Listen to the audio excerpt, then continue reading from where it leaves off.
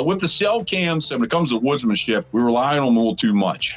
Even myself, and I ran them for 4 or 5 years, whatever. I actually sat back like it's last year. Last year I ran them, and I realized over the last couple years I've run cell cams, my opportunities to mature bucks have dropped. Have I been successful? Yes, but it seems like I've got to put more time in to get an opportunity, and I'm not seeing as many as I used to. What is going on? Welcome to the Whitetail Podcast. This week we have Ryan Glitsky, known Ryan for quite some time.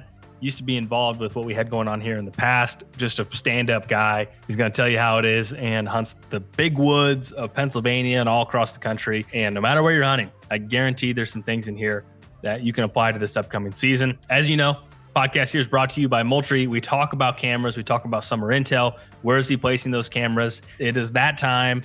The air horn has gone off. It's past Memorial Day, and the anticipation for whitetail season 2025 is steadily increasing each and every single day. Also want to say thank you to Onyx, Hawk Optics, and Painted Arrow for supporting the podcast here. I hope you guys have a great rest of your week. Here we go. My biggest thing is thick cover and steep terrain, both preferably. So every year I'm just trying to, how can I get a little bit better? Every year I'm thinking, it can't get any more serious. Well, it gets more serious.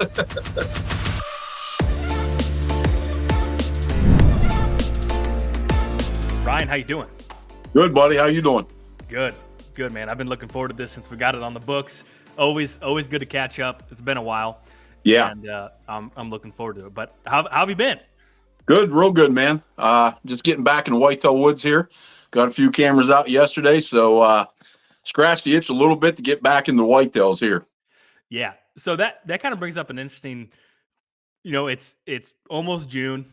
It's the end of May. And I've always noticed like Memorial Day, there's an uptick of whitetail excitement. And then the 4th of July, it's like even more. Yes. And then Labor Day, it's like bust all the hinges off the door. It's deer season. Yes. So we're on the first leg of excitement. Where do you fall on the level of excitement right now, knowing it's summer scouting? I mean, it's bad all year. I will say that. There's a little downtime right after the end of gun season here in Pennsylvania, mid-December till like Christmas and stuff. I kind of laid back for about 2 weeks with the family. Then it's full bore again, postseason scouting. Like I said, we just took this little break for turkey season, so I'm going through a little withdrawal here. But getting back out in that woods yesterday, man, I'm telling you, it's like the fire is burning. She's raging right now. Yeah. Have you, throughout your years of hunting, has that fire always been as hot, or has there been ebbs and flows throughout the seasons of your life where you're like, yeah, I'm not totally ate up by it right now. I'm still going to do it. But has there been periods of time like that for you? Yeah, I think I will say this. I think it builds every year now, if that makes sense. Yeah. Like in my 20s and that, it was all about, see, I'm a deer, you can kill, stuff like that, get a couple under your belt. Then I got in my 30s and I started slowing down a little bit and enjoying the process more. But now that I'm in my 40s, to be honest with you, it's probably the most intense I've ever been. Each year it just gets more and more. It's those little details of the process, stuff like that. You're fine tuning now as you do this for long enough.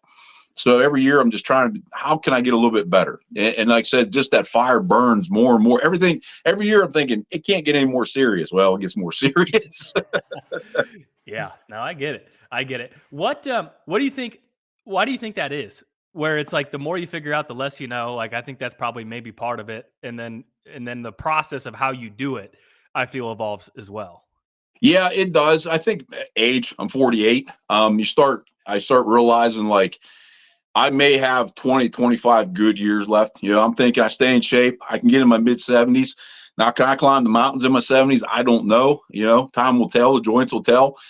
So I think I've actually, as passionate as I get more and more every year, I do learn to slow down and enjoy the process. Like that postseason is actually my favorite. I'd almost rather postseason scout than actual probably be in a tree. I mean, that's the final goal, to be up at a tree. I get it, but and harvest a good deer or whatever. But anymore, it's all that leading up to. Like now, it's a trail camera time here, summertime, starting to get them out, get that inventory. I love it all, but it's that off-season preparation process. I think that's what drives me the most. Mm-hmm. Do you think that's just because you're fresh off the heels of the previous season with maybe something that didn't work the way you wanted, or like that didn't make sense, I got to go figure it out, and it's so fresh in your head? Yeah, I mean, me personally, like last couple of years, everybody knows me as a rut hunter, that all-day grinder. I'll sit in a spot for a week or two, whatever it takes. And I've noticed over the last couple of years, handful of years, like, not saying I'm not successful. I've been successful, but it just seems like the opportunities have gotten less for some reason.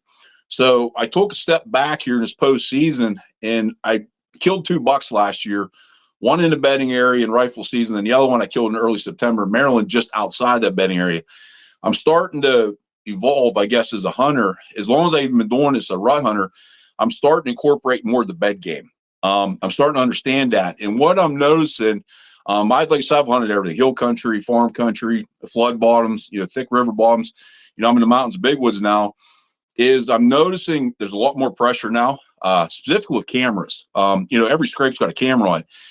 And we've also noticed in the rut, the pre-rut rut, we've been having a lot of seasonally warm ruts anymore. They're pretty much all warm. And this is just my 2 cents. I think the deer over the last few years have started to evolve themselves from the pressure and the warmer, temperature changes in the breeding season. I think some of these bucks now, do I catch them cruising on the beautiful high pressure cold days? Yeah, absolutely. But you have a lot of seasonally warm days. And I think a lot of the mature bucks are learning to maybe just be in a particular bedding area, if that makes sense. They know which does are to come in. They kind of hang to that area. So that's kind of my mindset this year. I changed a little bit. Will I all day sit? Yeah, absolutely. That's not going to change, but I'm not going to be afraid to get down and do some in-season scouting and move, midday or something like that. But my big focus now is trying to push a little more to the thick cover, either that steep terrain or both with a habitat thick cover. I'm trying to focus on these primary bedding areas and breaking down the social structure of these bedding areas. And I'm trying to find the weak spots in these areas where those bucks feel comfortable in there, either early season, September, October, kill them off your typical bed style hunt, or as we progress through October, where they're getting up out of that bed a little quicker, maybe hit that first scrape or the first feed tree or whatever it is. And then as the rut progresses, I'm finding these weak spots in these areas, a couple spots I can get into where I'm just on the outside or just in the interior of these bedding areas where there's still the same. I'm looking at the same mindset how I do as a rut hunter, how multiple things are coming together. Well, now it's on a micro level in these areas. I'm still trying to find something that's going to I can take advantage of. They're going to come within bow range. As bow hunters, we want to shoot 40 yards, stuff like that. I'm starting to think more like I want to start eventually, going the traditional route. So I started thinking this year as the traditional hunter, that 20, 25 yard max, and that's kind of where my setups are now. I'm not worried about trying to shoot 40 yards. I'm trying to hunt that 1 or 2, maybe 3, particular trails in a bedding area where I feel I got high chance of seeing him in daylight now. That's kind of my focus now. I've changed. Like I said, I've been doing this for 30 years. I've been really successful in a rut. But I've noticed a change over the last handful of years with the pressure and stuff like that in the climate type of deal, these warmer ruts, where I think as a hunter, you need to evolve with the times also, what's going on in the woods. Yeah, it is. We've had the last handful of years have been Yeah. seasonably warm, or I guess unseasonably warm ruts. And there's been other people that have brought that up. Like, man, it feels like, like I'm sure there's a deer biologist or someone listening to this. Yeah. Like, nope, it's not going to change. There's no difference. But objectively looking, it kind of sometimes feels like things are evolving a little bit. I mean, the rut's going to happen. Yeah, the rut's going to happen. The rut happened. We know that it's going to happen. The certain does come in a certain time this week, that week, whatever. What I think you do is some of these bucks, once they get 3-4 years old, they know what doe groups come in a particular bedding area. And, will they go bedding area to bedding area and move? Absolutely. But what I'm seeing is they're getting into the bedding area and they're working that for a few days, before they move on or they stay there for a while. That's what I'm trying to capitalize on now, is that movement in that primary bedding area, trying to catch them either in the interior of it, or just outside of it. I'm trying to catch them now. When you say primary bedding area in the hill country, public land, how big of an area may that be, or within a parameters of a feature? So like, is it a thick knob on the end of a point and that is the primary bedding area? Like, break that down of what that may or may not look like. It all is situational.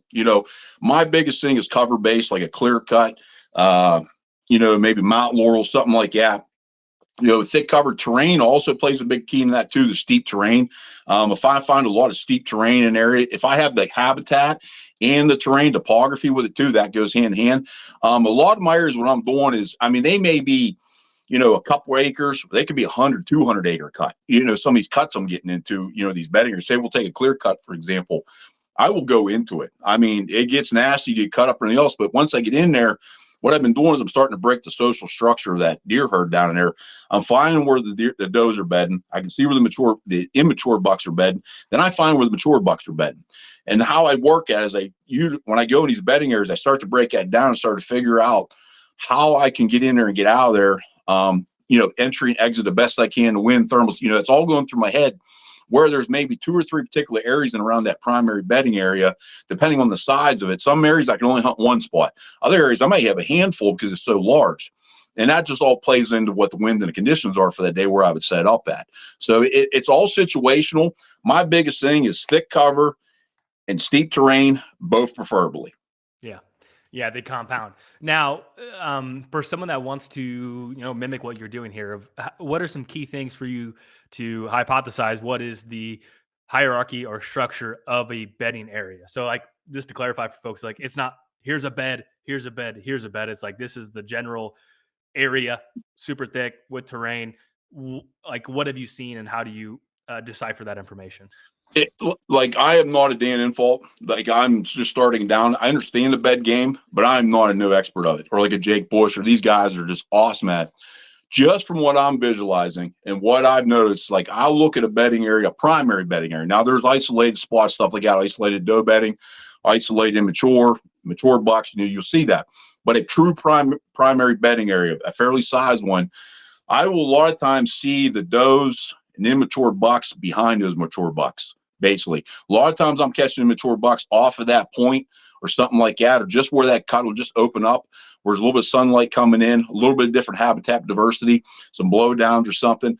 Like on the end of that area is where a lot of times I'm seeing the mature buck beds. Not all the time, but a lot of times I'm seeing that where that the structure, the social structure of that herd is in behind their spots. There's no given distance, like, 50 yards here, 50 yards there. It's all different. It depends on the diversity of that primary bedding area. But what I notice a lot of times, I do see does and immature bucks behind that mature buck, if that makes sense. Occasionally I will see him back in it a little bit, depending on the structure of bedding area. So it's all situational, like I said, but I can pretty much guarantee anymore when I go in an area, I can pretty much, okay, this is doe bedding. Then I'll get an area where there's 2 or 3 beds and I can see some small rubs, some, not real big tracks. I'm like, this is probably immature bucks. Then I'll get out to like the point will open up a little bit and there's some structure there. And there's a bed down to the dirt, big rubs, historical sign there. It's like last year and a couple of years, you can tell maybe it's one particular buck or mature bucks in general like to utilize that spot. Yeah. So you said behind. So I'm just trying to picture, I'll do my best to explain the scenario. So you have a spine going west. You are walking west, and there is a big knob on the very end of the spine, west facing, and it starts to get thick on that point. So are you saying that you're seeing the mature buck bed on the very far west side of that point? Like, a lot of times I'm on the, like for here with my predominant winds, the west, say we're on east slope. Take that example. Something's popped in my head right now. Yep. I have a couple bedding areas in mind, like with that leeward wind coming over their back from the west on the east side of the slope. I will see on the end of that east end, depending on how the structure is, especially in the mountains, that thicker point or some small little, maybe a tree blew down on the end there. That you always hear that upper third stuff like that. You'll hear those bed guys talk about it. It is pretty textbook what I find. I do find oddballs. I find them in the bottoms bedding, depending on the cover and pressure. But what I see the textbook is that leeward side, I do pick up on that stuff. I do find them on the northern end, on the west end, the south end. I will say majority of my good stuff is going to be either on the south or east end of a ridge system. For me in particular, what I get into. I do find them other places depending on the situation, depending on cover and pressure. But majority of time, if I see a cut on the east side or a south facing slope, I'm going to usually pay attention and go into that. And that's kind of how I change my scouting in general too. With a lot of this is we always scout from the outside in, I guess, if that makes sense. I go the inside out, if that makes sense. I go into the interior of the bedding area.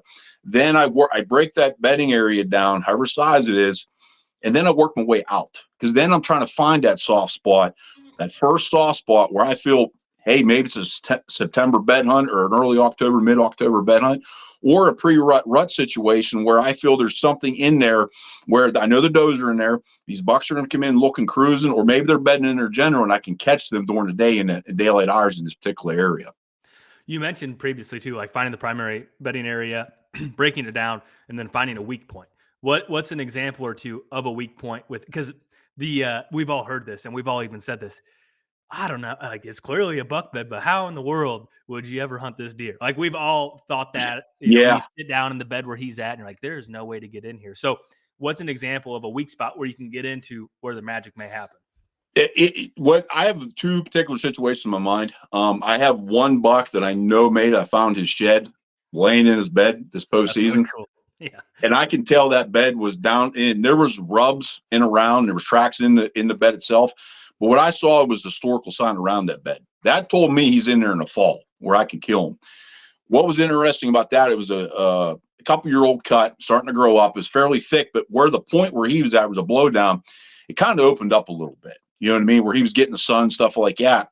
It was still thick, but he was, he could have the wind and he had the visual. That's what I noticed a lot of times too. A lot of times they got a visual out in front of them too, pretty good, looking down a hollow or a ridge or something. And like a couple of these particular situations, I have spots like as that cut kind of opens up maybe 75, 50, 75, whatever yards it is, it'll break into the maybe a little bit more open timber. Maybe there's an oak flat or something like that, or a scrape where I'm going to feel maybe like an early season set. Maybe he'll come potentially be there. Or, I get in these spots and these cuts where a lot of times I'll leave some bigger trees every so often. And I'll get in these spots where it's just like kind of a natural opening in some of these cuts. And there'll be one or two lone trees. Now, you're not going to have a lot of cover, I'll tell you that, in some of these spots. But you don't need to be real high, but you just get up high enough where you get a shot opportunity and you still have some cover. But what I notice in a lot of some of these areas, just the intersection of trails. Those deer just, you know what I mean? There's some old log runs maybe coming together, stuff like that. Whenever they went in the skid loader, and you'll see some of these natural opening areas, either interior of these bedding areas or just sometimes on the outside, you'll find that soft spot where I'll go in. Occasionally, I will find some situations when I get it in these bedding areas, say on say maybe the first quarter of or something, there might be a ditch or a ravine that runs up to it. That there where maybe it's a ground game in a situation where I catch them cutting the top of that ravine in that ditch crossing in that bedding area. It may be, maybe I don't have a tree, maybe I do, but maybe I got to sit a ground sit there where I'm not afraid to do. It's all situational, like I said, but like I said, these weak spots just depend. Sometimes a natural opening in around the thick stuff, or just outside of that, there's something where there's a lot of things going on, in that one micro area coming in and out of that bedding area where I feel I'll catch a buck either cruising in and out there checking or chasing or something like that possibly. Yeah. Do you ever come across a spot where it's, you mentioned, you found the shed, it's clear that that you're spending time in the fall where you're just like, I can't hunt them here. Does that happen? Yeah. Or do you figure out? Yeah. I've got into some nasty some nasty cuts where they've been like kind of back in a little further than, I find a big bed, big tracks. You can see the historical sign. It's like, it's 100 yards to the edge. I mean, it is thicker and bright. You know what I mean? That's where, in a situation like that, like I said, I'm not a true bed hunter. I'm not real experienced. So those other guys could probably figure that out. Myself is where I've got 3 or 4 or 5 other bucks that I can set up on. I'm going to go after them. That situation there, I know mature bucks in that area. Well, that's where I'm going to work off of that for that weak spot, the pre-rut situation. If he's in around that area, where I'm going to kill him in that general area, possibly then. Mm-hmm. With the increased pressure, you mentioned, more cameras, more pressure. Yes. How much has that changed your personal strategy over the last 5 years? Is it you got to find more steep terrain and more nasty stuff? Like the game just elevates and you got to look for more of the extremes? Yeah, because anymore, and we all know about the hub. I'm guilty of it, talking about it. If I go and find a hub scrape, I will put money on it. There's a camera on it now. There's no secrets out there anymore with the podcast, YouTube, stuff like that. What I'm starting to concentrate is more in the thick stuff or just outside that thick stuff. I'm still primarily putting all my cameras on scrapes, but I'm finding that one just outside of that bedding area. If say there's a bedding area, maybe say it's 100 acres. I may put 3 cameras in around that area, scrapes just off of that, where I'm probably going to know good intel. If I get a couple cameras in around that bedding area, I let it soak through summer, I'm probably going to get the pictures I need of the majority of the bucks in that general area. That's kind of what I'm doing, is trying to push the cover. With my hunting style, my cameras, I'm trying to push the area. I'm not running any more cell cams either. I quit running cell cams for a simple reason. I don't want influence with this, especially this type of style I'm starting to migrate to. I just want to know they're in their inventory. Switch out that card and get that historical data. The historical data will tell me certain bedding areas. That's when I start to learn when the does come in a particular area, something like that. I'll see that rut action heat up on them cameras from historical data. I can play that for my years down the road in that particular area to play. But in general, I just want to know he's in there. That's where the postseason scouting, you get a little camera inventory, you know he's there. That's when your in season goes, you go in your in season, you know the area's hot, you got to hunt it. Yeah. You're going backwards. No cell cameras thinking about losing the wheels on the bow. Why is that? I getting old, I guess. I don't know. You know what? The thing is that we're starting to lose woodsmanship. And you go lead by the front. Eventually it might be 5 years now till I take the wheels off. I do want to start experiment with it. I just got the itch, especially though, like his new style. I'm getting a little tighter where I have a little more confidence, 15, 20 yards. Like I said, it may be 5 years now, 10 years now. It could be next year. I don't know yet. It just depends on my confidence in it. You know what I mean? With the cell cams, the big thing for me is, like I said, when it comes to woodsmanship, we rely on them a little too much. Even myself, and I ran for 4 or 5 years, whatever. I actually sat back like it's last year. Last year I ran them, and I realized over the last couple of years I've run cell cams, my opportunities to mature bucks have dropped. Have I been successful? Yes, but it seems like I've got to put more time in to get an opportunity, and I'm not seeing as many as I used to. I think anymore when I go into timber, the damn things are everywhere. You know what I mean? Which I think that influences a lot of the deer activity in general at times. But for myself, I even told myself last year, I'm not going to chase pictures, but we know how it is. Like I'll be sitting in a tree stand, your camera, goes off. I'm like, damn it, like, should I sit here all day? Should I give it 3 days like I said it was? Or man, you don't see nothing that day. And then you go over there, and then you got a camera 75 yards from the spot you're sitting, and it goes off. It's like, shit, or the camera's going off. I've had already cameras going off for 2 damn days straight, and mature bucks like, no, I'm not chasing pitch. I'm not going over there. You're sitting scratching your balls for 2 days. Like, it just constantly influences you. And I just want that out of my game. So where I'm just focused on my scouting, strictly woodsmanship. I'm going in there, taking that gut feeling with with my postseason, my in-season scouting. I got that inventory. That's all I need to know. He's in there. The rest, you just got to get in there and go with your gut and your instincts and put you in the right situation. I couldn't agree more with that. And I've ran a bunch of cameras, and last year a lot of my cell cameras weren't working. And I had a really good season. And it was back to going like, I think it's the easiest thing to say, but the hardest thing to actually do is like following your gut and not letting the noise of cell cameras get into your little monkey brain. Like that's what I have to tell myself. Like, what to do, just go do it. Yeah, because like last year I killed both my bucks with no camera inventory, and they were in the bedding areas. So that's when my light bulbs usually a little dim. I'm a meathead, okay? But it went on. It finally went on last year after like, wait a minute here. Where'd you kill 2 bucks and no camera data? So I was like, hey, it could be luck. Absolutely. There's luck involved with all this. But then I just started sitting back and like, you know what? I don't need them. And there might come a day where I don't run cameras at all, maybe. Who knows? You know what I mean? I do it like everybody. Man, we love seeing big bucks on camera. Oh, yeah. And it is fun with the cell cams. You get this high. You do. You get a true dopamine bump. And I'm not going to lie. I'm going to miss it.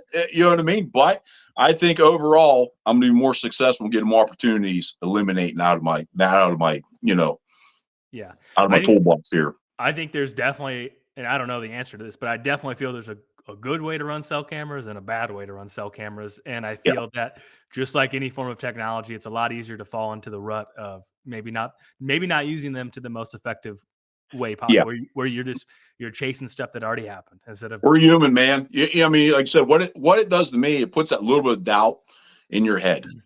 And the season could already be tough. We already know what it is. That when you have a rough season, you're grinding away, you start putting that little bit of doubt in your head. And every time you go to make a move, you're thinking, man, I got those pictures over there. Should I do this? And every night you're like, man, should I go there? I had that bucks on camera there. To me, it just eliminates that doubt where you just go in and focus, use your woodsmanship, and put you in the right situation. Yeah. And I think another thing with that too is like, okay, so you follow your gut, right? You go to a spot based off of what you want, and then you're sitting in the tree stand, you open up a cell cam app, and you're like, God, I knew I should have went there. And then it's like, I don't know anything. And then like that, you just fall back into the trap of, Yeah. Yeah. you know, That's what it is. You just constantly fall back in that trap. And it's just like an open wound and putting salt in it. Every time you get a big buck picture on your cell cam, like, I should have been there. Next, I should have been there. I should have been there. And that's the whole damn season. It should have been, you know. And like I said, just for me personally, you run them, everybody, you do you. Just me personally, I'm just stepping away from that game. Yeah. Well, I'm still going to use some cell cameras for sure. But I'm going to be try to be use them in the good way, which is a forming opinion as the year goes on here. So you mentioned, you know, and this is something that comes up a lot in podcasts, is like guys are losing the ability to be a good woodsman. Yeah. And sometimes when you ask, well, what is woodsmanship? And, you know, typically you get some form of a similar answer. But I feel that cell cameras are so instantaneous. You put up a cell camera, did you get pictures of a deer? Yes or no? Okay, yep, that's a good spot. But woodsmanship, it's so much more of, I mean, I hate to say it, it just comes down to experience and having the ability to read and hypothesize. And you might not know the definitive answer if you don't have a camera, you know, over your hypothesis. Yeah. I mean, when it comes to woodsmanship, the only way to get is get dirty. You got to get in the interior of these bedding areas and get in the timber, put boots on the ground. It takes miles, hundreds of miles, hundreds of hours in that tree stand. Because I've said this before many times, the best teacher is the whitetail itself.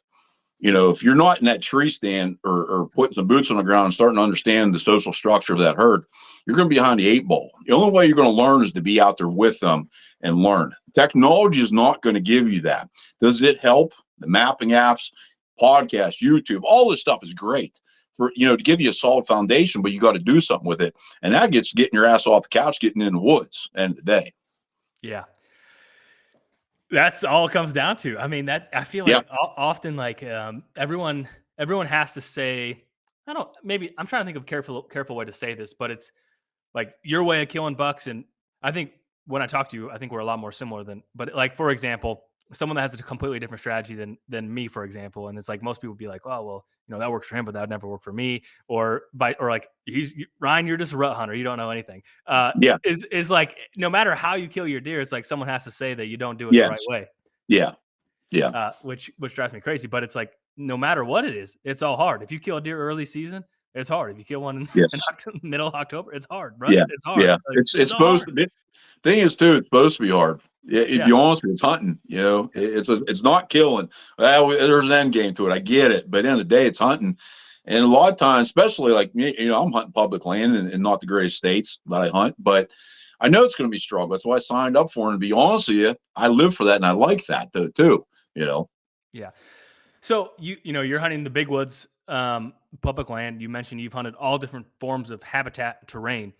Yeah. What have you learned when it comes to big woods to farm country? And is there anything like, I hunt farm country. I don't plan on going to the big woods anytime soon, but like, what are you able to take from that and then go to the, you know, farm country and look for similar things? Like, I'm sure it's still terrain. I'm sure it's still thick cover. I mean, what's different? What's similar? I mean, it seems like when I'm in the farm country or even some hill country, it's a little bit easier for me to predict where they're going to come through in the rut, if that makes sense. Yeah. What I noticed in the big woods mountain, where it's a lot more vaster terrain, everything's more open, you could be hunting that pinch point and that son of a bitch skirts it. You know what I mean? And a lot of times, like in a farm country, like a ditch crossing, creek crossing, inside corner, fence row, like everything's kind of sucked down in that kind of terrain or habitat where it makes I'm not going to say it's easier, but it makes it a little easier to predict that movement. In the big woods, it can be a little more difficult. And that's actually the last couple of years. Like I said, I'm sitting back. I'm like, especially this last year, I only saw like 4 mature bucks doing a rut. I'm like, I'm doing something wrong here. And the bucks I did see, it was like, well, they're in a higher stem count. They were on this part of the ridge. Like, that's when I started putting two together. Okay, these some bitches, they do run, they do move, but they also isolate themselves to particular areas of habitat and terrain where it's cover based or terrain based, where these bedding areas are. I'm like, okay, instead of sitting back where multiple things are coming, I got a chance. And then good rut days, high pressure, cool weather. Yeah, I've seen them cruising. There's an opportunity there. But why don't I just get aggressive and push to where they're concentrated at? A lot of times the deer are concentrated. I know where the does are at. These bucks are going to want to be in there, and it's the cover. So I'm getting aggressive. If I blow it, like in a rut situation, the guys are hunting a particular buck off a particular bed. They may get one shot at it, maybe two. We hear it all the time. Well, I'm going to pre-rut rut. I get in a bedding area. I get a couple of deer. I blow a deer or something like that, or even I miss a buck or blow them up. There's probably another one going to come by maybe in a day or two. Like I will still be that aggressive where I will hunt a particular tree 3-4 days in a row in a rut in a bedding area. Once I see something I don't like, yes, I will adjust and move. But in a rut, I can kind of get away with a little bit for a couple of days compared maybe to that isolated bed hunter in September, October, I feel. Maybe I can hunt, like I said, that weak spot, that soft spot in that bedding area where I can give it 3 all-dayers and I got a good chance of seeing something coming by. How do you stay motivated on those all-day sits where you're just like, because I'll give you an example. This past season, I think it was November 6th, I go in, hang and hunt in the dark, and I didn't see hardly anything that day. And I'm like, and I got, I had enough signal where I was at, and it's like, oh, so-and-so just passed a giant. Like, people text like, oh yeah, it's crazy here. Like, dude, I am in the wrong spot. I picked this spot for a reason. Like, how do you, we all have slow days, whether we want to admit it or not. So like, how do you stay motivated? Like, I know my plan, I'm going to stick to my plan. I think it's just experience. Been there, done it. I've had the 2-week stretch of holy shit, this sucks. I don't know what the hell I'm doing. And then it happens. Yeah. I think a lot of it's just that experience. You get a couple deer underneath your belt. It can happen at any moment. And I think that's what keeps you in a tree. Even on those warm, sunny, 70-degree days in a rut, it can still happen. And I think that's what keeps me motivated, that I've killed them midday. I've killed them when it's 70 degrees. I've killed them on the perfect day. I've seen nothing on a perfect day. I've had it all to where it's easy for me to sit out there now and for however many days it takes, dark to dark, whatever I'm doing, the style I'm doing for the day. Does it suck? Absolutely. Does it play for your head? Absolutely. You know what I mean? I mean, trust me, every year you ask my wife, I just whine when it's not going right. But I know back in my head, when I get up the next day, it could happen. That's just what trying to keeps me motivated, that it just any minute, man, it can happen. And you go from the worst season to the best just like that in a few seconds. It makes the fruit all the sweeter when it happens. Yeah. I mean, that's just, that's the reality of it. And that's like November 6th. I was like, what the heck am I doing? And then November 9th, I shot a buck. And it's yeah. I mean, we've all been there. I mean, you see the weather, it's like, a cold front comes through or some participation, some rain comes through, and you're like, man, tomorrow's going to be it, man. It's going to be it. It's going to be it. Man, next couple of days looks beautiful. Then you sit there the next 3 days, you're like, man, I didn't see shit, and then it's like 70-degree stretch and you kill one at 11 o'clock. It's like, what the hell? Yeah. We think we know what we're doing, but really we don't. No, you just got to know enough to where you feel good about your plan. Like that. Yeah. Exactly.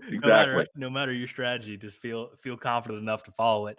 I think those are all, super tangible things. So with your hanging cameras in the summer, and talk a little bit about what that strategy looks like. Obviously scrapes are a big thing. What else are you trying to key in on and hanging cameras for the summer?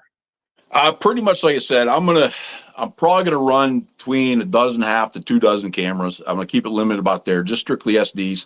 I actually got mine all in picture mode right now. I'll probably switch some of those to video mode come fall. But right now, to be honest with you, they're probably right now sitting back. They're probably all gonna be on scrapes. I prefer a natural scrape.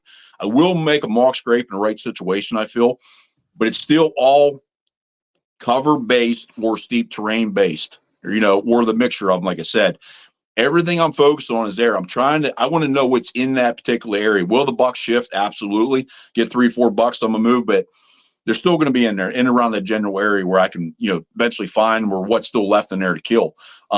So basically, be honest with you, it is cover focused, primary bedding area focused with, the nearest scrape. That's kind of what my game plan of all my cameras are right now. Occasionally some are off a little further depending on the situation, but basically all of them are going to be cover based and a scrape outside or interior, just inside that bedding area. That's my main focus. That's how my scouting's revolved this past postseason, is when I'm dropping pins. Do I feel I can get that picture of that buck? It's in my primary bedding area, multiple bucks in his primary bedding area. That's my focus. Yeah. 2 questions. First one, it's false trigger season. when everything's growing. Yeah. How do you avoid false triggers? Because a month from now, everything will be twice as tall. Yeah. I've been pretty lucky. Do I get them? Yeah. That's 32 gig card. Typical, I just run alkalines now with my SD cams. I don't have a problem. Occasionally, I'll get a camera that son of a bitch. I would say majority of my cameras, I don't have a big problem with that. I usually try to run them about 8 foot, that 7 to 8, 9 foot range. I get them high angled down. That helps cut back a little bit. I will take the ferns the mountains are growing up. So I'll take and smack some of that down, some of the briars. I'll try to have the clearest path I can to that scrape, and focus right on that scrape itself. Like I said, do I get false triggers? Absolutely. But I don't have actually a major problem with it as long as I pay attention when I'm initially going in and setting up. You know what I mean? If there's a limb over, you may snip it or something like that, a little branch or something here, a couple weeds, try to knock them down with a stick best I can. Occasionally, yes, something grows up, but I would say majority of the time I don't have a lot of problems with my card being filled up with a leaf sitting there or a twig the whole time. I try to, when I set my cameras up, I've learned to take 10 minutes and pay attention. Oh, yeah. Make sure the camera card's on. Yeah. Like I will already did I turn that on? I will go back in. I started putting steel zip ties around the thing because guys are learning with cable locks to loosen them and actually pop the doors up and get the cards out. I lost a couple cards last year. So what I do is I'll run a cable lock plus I'll put a zip tie, a steel zip tie, and I've already had it all set up and shit, just do it. It'll drive me nuts. Pull it all down. The damn camera is on. Fine. And then put it back up, So I try to take a few minutes and just double check everything in that setup before I leave to go to the next one. So I don't come back in 3 months and I've lost everything. It was a waste of a sit. Yeah. No, there's so much value in taking the extra few minutes to make sure no branch is going to grow and get in front of the camera. That 10 minutes makes a huge difference for all the intel that you're hoping to get from now until it's, showtime. Huge. Yeah. My problem with me is, if I say I throw 24 cameras out, I will guarantee half a dozen of those are getting eaten by bears. That's what drives me nuts. It don't matter. Now, I will say they prefer cell cams. I will tell you that. Whatever reason, they prefer cell cams, but every so often I go in there and I'm like, where's my camera? Or it's half shoot off. And that's why in the primary bedding areas, I will try to have I'll have multiple cameras. They're not gonna be on top of each other, but I'll almost do a triangle. I did this last set here. Yesterday I was out. I had one and then down maybe 200 yards in another part. I had two big scrapes about 200 yards apart, on that bedding area. Then I went back a little bit, maybe 150 yards, and there was a old logging road. It's a pretty good habitat still. I put one on there. So I kind of have a backup for the backup, if that makes sense, just in case. I don't usually put one particular camera to cover a whole bedding area. I may try to run at least 2 minimum, maybe 3. Now they're out of ways, they're not on top of each other, but that kind of still gives me the data just in case I lose one to a bear or theft or something like that. I'm still going to get that inventory for the summer. What tendencies have you noticed from summer intel to fall activity? Because I think that's the big question. Because guys will get super excited they have a giant deer on velvet. And then, where's he at now? I have no clue. So what tendencies have you noticed? Are there bucks that use that primary bedding area 365 or as much as you can tell? If you had to put a percentage of, how many completely move, how many stay tight, if you had to guess. It's hard to put a number on, but I will pick up the same buck in velvet. I will typically pick him up in the fall too. Will they, if I got, say, 3 mature bucks on one particular bedding area, yes, I will lose 1 or 2, but he may just shift in that. If it's a big bedding area, I'll catch him somewhere else. He'll just shift and move a little bit, especially if they're bachelor'd up. Do I lose them? Absolutely. It's hard to put a number on, but I would say majority of the bucks I get in velvet, I get in hardhorn in the fall. I would say a majority. I do lose a couple, but that's why I'm really confident in what I'm doing, is because I know those bucks are in that area or in that particular area. Yes, they have their core, and that adjusts as the fall approaches. But from what I see, to be honest with you too, though, my actually main focus, I want to know he's in around the area, but I want to know them doe.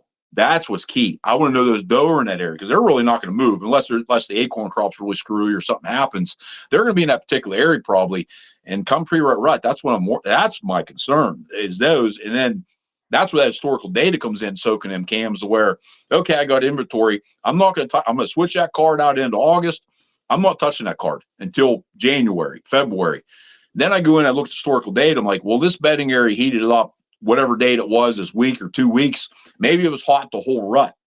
Maybe there's just a week or two window it was really hot. That's where I'm going to pay attention to that data for the years to come, to where those start to pop at this certain time of, late October, first couple of days of November. This particular bedding area gets really hot. That's where the historical data that I key on for the following year for me. They said the does are for a rut guy. Those are the most important thing personally, learning them. Yeah, no, that's a huge advantage in a unpredictable. I mean, that's one of the only things you can really predict in those areas. I mean, that's the reality of it. Yeah. So that's a huge advantage. What are some of the other benefits, or maybe what's something that you've learned from running cameras, early summer? Because I know, there's some arbitrary rules, or I guess, there are arbitrary rules when it comes to cameras. Like some guys are waiting until August, some are waiting until July, and you're hitting a month head start here. Why is that? Some of it's time. You try to hang 18 to 24 cameras. You get out on Saturday, like I'm in the Big Woods Mountains. It's not for me to cover 6-7 miles. When it's 90 degrees and it's humid, it's hard to put in more than 4 or 5 miles some days. You know what I mean? So you got to kind of chip away at that a little bit. So I start putting them out here Memorial Day. I want to have them all out by July 1st. I really don't care what those bucks look like right in June. I don't. Come July 4th, as we all know, like we said, because we know when you get a buck in July on that July 4th, he's got a good frame. He's still going to grow, but you can kind of tell he's probably going to be a shooter by then. Me personally, once I start getting into probably the back half of July into August, that's typically when I do see more of my mature bucks do show up. I'm not a celebrity, watch Outdoor Channel, anything else, but I will say Mark Drury always said around that 20th of August, and I will tell you, I usually try to pull my cameras after that date because whatever reason, about that third week August, I do see a lot of new bucks and velvet show up for me. Yeah. That's I would agree with that. What, with all the annual data over these scrapes outside of a bedding area, what's something that is maybe a misconception that based off the data that you have? Like, for example, you see a flurry of activity in December or January on scrapes. So, like, are you seeing anything that's a little bit against the grain of what most people conventionally would think within the shoebox? Yeah, I mean, I do see a lot of the like when I'm post-season scouting in January, a lot of times my cameras are down maybe by then, or I'm getting ready. You're surprised by the amount of activity. Like we have heavy gun pressure here. The amount of activity towards the end of December in through January on scrapes can be incredible, because that's where you have either fawns are, at weight, or a couple doe didn't get bred back in November. I've seen great rut action actually beginning of December in rifle season. I've seen it, but I've also seen it on my cameras in January. I've seen it throughout December, probably because depending on the fawns, they're not quite in that cycle like a doe is every so many, every 28, 30 days, wherever the hell it is. But you'll see some random scrapes and get really aggressive in certain areas. Like I have a camera on the one that was last year, 2 seasons ago. Man, my God, it was the size of a car hood. I'm like, what the hell? The snow was bought. I pulled that camera. The amount of bucks on there every day was insane. I mean, it looked like it was, last week of October in this area, the scrapes rolled up. And I had a couple doe on camera, and all I could figure was either one of those does cycling back in, or one of the fawns were, at weight and coming in. You swear it was into October. You know what I mean? So it's crazy that later part, you think it's over, and it's not over. And I've actually had cameras down in Southern Ohio, first part of February. I go on video mode, and you see his doe run by, and you see his big buck come running by chasing her. And it's like February 4th or 5th, some stupid date, But, in general, it's always that, when it comes to the scrapes during hunting season, I've talked about before that mid-October, 13th, 14th, the teens, it's a dynamite way to kill them. If you know what scrapes are hot right then, that for whatever reason, I think is probably one of the best times to kill a buck off that bedding area on that scrape. If you can figure out the right scrape, I've had cameras out like, holy shit, the times they show up early in the morning, mid-morning, mid-afternoon on these scrapes, just, I don't know if they're just starting to feel their oats. They're starting to get that urge, that first doe's getting ready to pop in. But I've seen some phenomenal scrape action that in the teens of October. I would agree with that. Yeah. And how much do you think weather plays into a factor for that October teen timeframe? Me personally, the number one influence for whitetail movement is weather. That is me. I am a weather guy. Outside of heavy gun pressure, like I said, I'm starting to notice so many cameras in the woods now. I think that is affecting some stuff with the mature bucks and with maybe some of these mature doe groups. How they're moving. What do you mean by that? Yeah. So do you think they're avoiding the cameras? I mean, what do you think that's happening? I don't. We get them on camera. So can you say they're avoiding them? But there's just something different. They're more cautious in that general area. Maybe they got more of the wits about them. And they know hunters in that general area with them cameras. Because, like, I was after a pretty big buck last year, and I lost count. It was over a dozen cameras in this one particular area after this buck. It's like, but what was crazy was he didn't shift his core, if that makes sense. He just knew how to go through the maze, if that made sense. You know what I mean? He didn't get killed until somebody pushed him out in gun season. Like, there was guys bow hunting, guys cell cam, that even myself, I saw him, but it's like just what he was doing. It's crazy how, we don't give him, maybe we give him too much credit, sometimes not enough, but it was crazy how he got around everybody and lived. And the only way he got killed was getting pushed out of a thicket with the gun drive, so it is pretty amazing what they do there, with how they can, they know where they're getting hunted. They know the pressured air, and how they can figure that out, I don't know. I'd like to know. What would be a fascinating deer study would be, like, trying to think of the best way to set this study up, but where there's a mature buck with a GPS collar. People hunting it do not know there's a GPS collared buck. Like, it's first. They don't know this is the study deer. And then the hunters have GPSs on them. And then to see the live reaction of like, oh, that deer let him walk by, 80 yards in that thicket and he just hung tight. Or he winded him and he circled back 150. Like, it would be so fascinating to see that in real time. That's something I try to, like, every time I see a good buck, I can't get an arrow or bullet in him, you watch them. And I see a tendency with these mature bucks, like, I'm hunting that perfect pinch and he skirts it. Like, where's he skirting me? What's he doing? And I always see that higher stem count on that ridge. He's still utilizing something to his advantage, in my opinion. Will they break open cover and come through open hardwoods? It's 100 acres and you kill them? Absolutely. Shit happens. There's never, and that thing always doesn't happen in freaking whitetails. But the odds of it, majority of the time I see him is like a higher stem count, something there that he still has a little bit of advantage, a little bit of a cover. I see majority of the time he's still utilizing that to get to point A and point B. Yeah. It is always a treat when you get to watch a mature buck do whatever he's doing. We see him.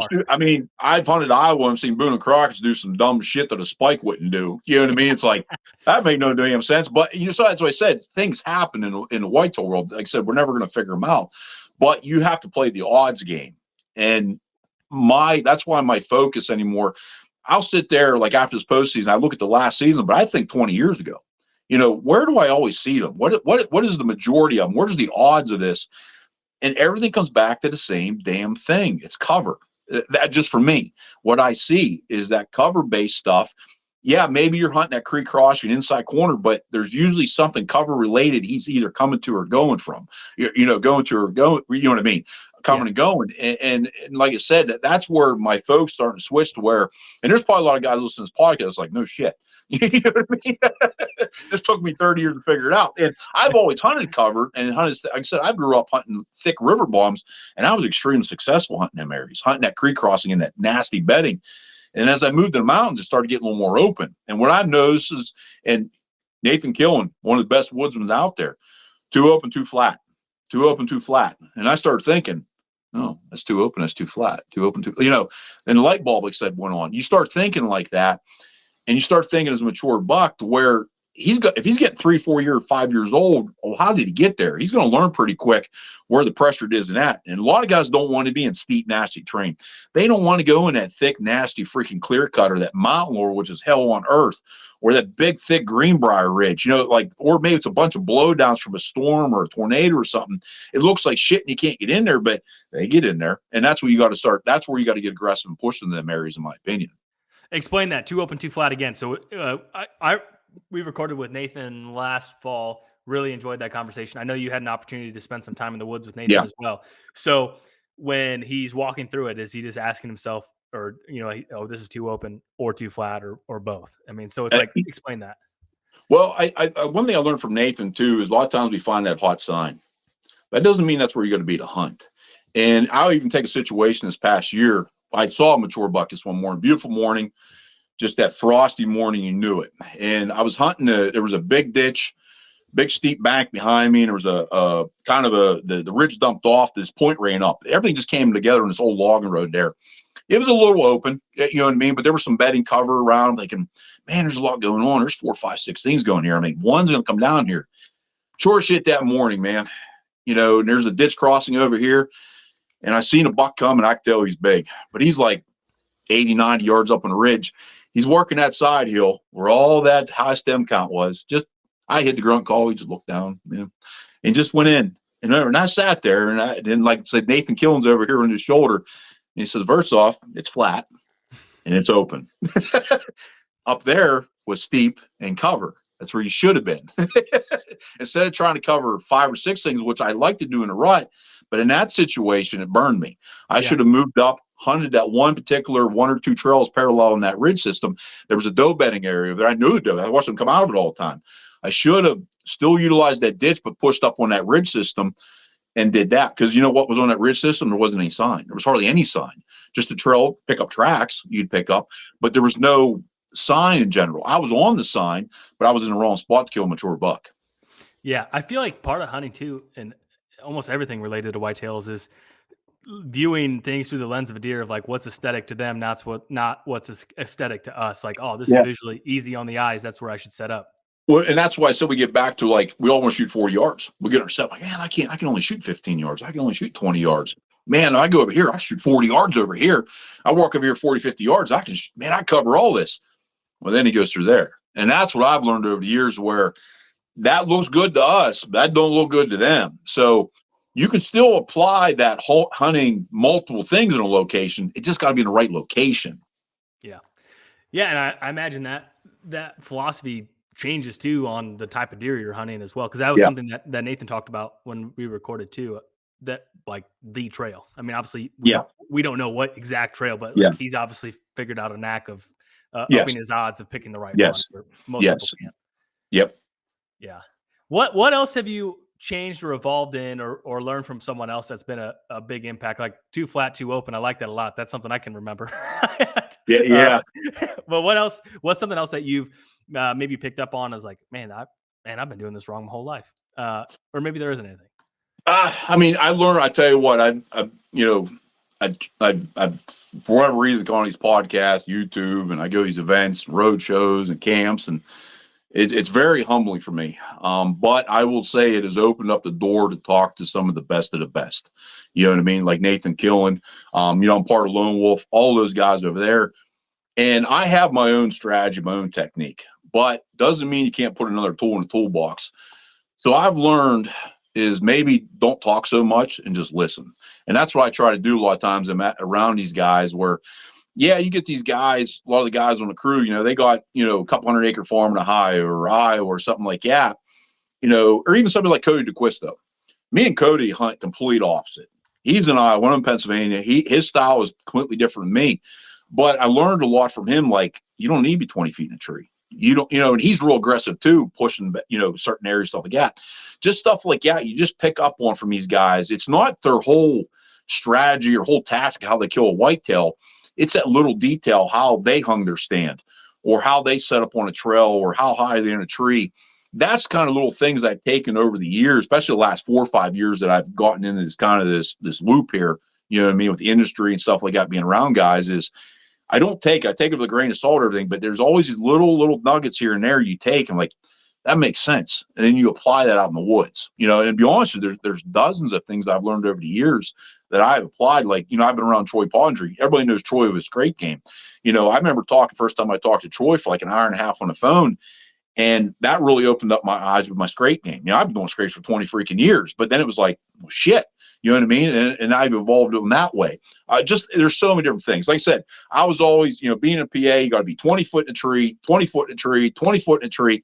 Now I might just put the stand 2 feet in a tree if I'm going to cut, or maybe it is 22 feet. But a lot of times, to be honest, anymore, I'm 14, 15 feet max anymore. I don't go above that anymore because I don't need to, because I just try to hunt the cover that's in that particular area, and that's what I do. And even I get in a situation, the cover's not there, I just hunt. Just don't move, a lot of times, Yeah. What did you learn from Troy that when it comes to scrapes that you're like, oh man, I hadn't thought of that? I mean, just the process in general. I would think just how he goes about, like now, doctor him up. He's out there now. You see his videos, his stories and stuff. He's just out there now. He's getting ahead of the game. I think that's what I like to do too, is get ahead of the game. Like, I'll even doctor mine up in the postseason, but like now getting his cameras out, getting him doctored up. And he a lot of times too, where he's at, he's in thick cover too. And that's what I picked up too. There's mature bucks want that cover, that security cover. And that's how a lot of times you see it, where he's at. That's some thick, nasty shit he's in. And that's something I've keyed on, is sometimes, okay, we're a little too open in this area. A mature buck, yeah, you might get some night pictures, but how do you kill them in daylight? How do you or your inventory, stuff like that, the scrapes near the bedding area, does that open my eyes up for a potential kill in a daylight hours or something like that? But like I said, it is just a list of things I've learned from these guys over the years that every year I just add something new, And what's crazy is a lot of these guys are, considered the best of the best. You'd be surprised. I get hundreds of messages every year, especially doing a rut. And I pick up just regular guy, just, he looks up to you, but it's like, dude, I pick up stuff from them guys. You're always listening, man. Like I said, you got to keep an open mind with all this. And I think overall, you're just going to be a better hunter if you keep an open mind. Yeah, I always look at every season as an opportunity to get a little bit better at something that you need to improve on. And yes, exactly. And I feel that there's so many really good deer hunters that have so many, like, I always wonder how much is in common. Like, you take 20 excellent deer hunters across the entire country. Like, what are the 80% of things they all have in common? And then really look at the 20% that they might do differently. And, I feel like that's where the magic's at. I think when it comes down, what we all have in common is that passion and mentality to go every day, to drag it every day, to go for 2, 3, 4, 5, 6 whole season. It's that no quit attitude. I would say that with there's a big thing with a lot of guys. Even though you're struggling, you get up the next day and you go. If it's not working, you make it work. That's the day, you know what? I'm not hunting today. I'm putting boots on the ground. This isn't happening. I'm struggling. So you go figure it out and find out. I think that's what's a lot of guys, instead of just sitting back hunting the same tree every day, or same location. It's like, you know what? I'm jumping in a truck. I'm driving an hour to this public land. I'm going to scout it half the day. I'm going to take the stand on my back. I'm going to find them. I'm going to go and kill them. That mentality there, what I see of a lot of the best is just, it's in their head, actually. It's not so much their tactic. It's that aggressive mindset's a real big thing too. That aggressive mindset, go in and get it done. If I blow it up, I blow it up. I don't give a shit. I'll go find another one. That mindset in general, the mentality of just to get in and get it done, is with all the guys. Yeah. Let me ask you this. When do you kill a big deer? So obviously, when do you kill a big deer? Is it postseason scouting? Is it summer scouting? And you can only answer one. So you got to pick, like, meaning, or do you get lucky and you kill them in November? Like, when do you kill a deer? Personally, this is just my answer is postseason scouting, camera inventory, and season scouting. That's what kills the deer.